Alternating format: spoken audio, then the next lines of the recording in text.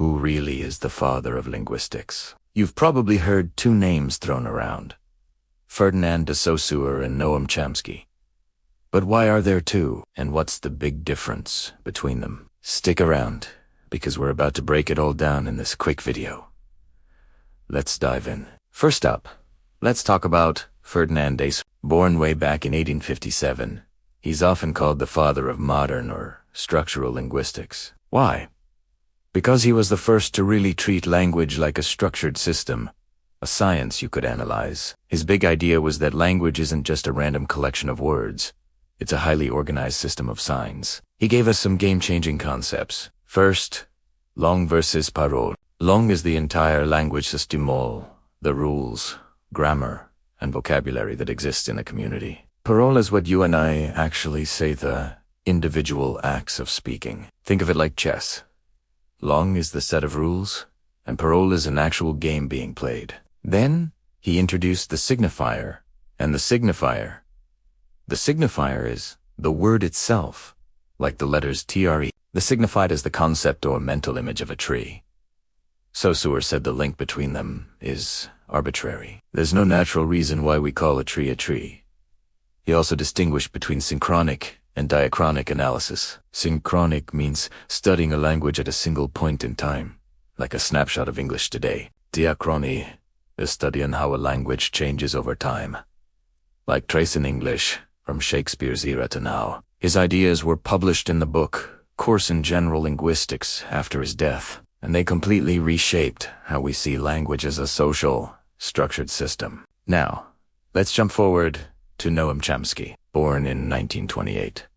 He's known as the father of generative linguistics, and he sparked a revolution of his own. While Saussure saw language as a social structure, Chomsky looked inside the human mind. For him, language is a biological, innate ability. His most famous idea is generative grammar. He proposed that our brains contain a finite set of rules that can generate an infinite number of sentences. This explains how we can create and understand sentences we've never heard before. It's what makes language so creative and limitless. Building on that, he introduced the concept of universal grammar. Chomsky argued that all humans are born with a kind of blueprint for language. This is why children across the world learn complex grammar so quickly and with little direct instruction. He called this innate capacity the language acquisition device, or LADA, hypothetical tool in our brains.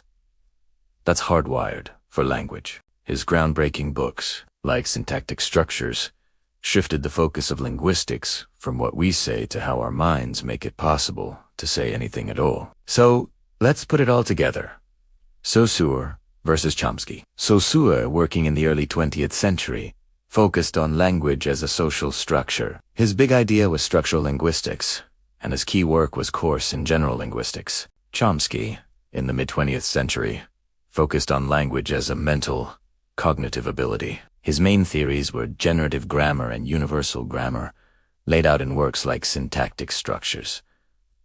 So, who is the true father of linguistics? The answer is, they both are. It just depends on what part of linguistics you're talking about. Saussure is the father of structural linguistics, giving us the tools to analyze language as a system. Chomsky is the father of generative linguistics, unlocking the secrets of how language works inside our brains. They approached language from completely different angles, but both were absolute pioneers. Saussure gave us the what, the structure of language.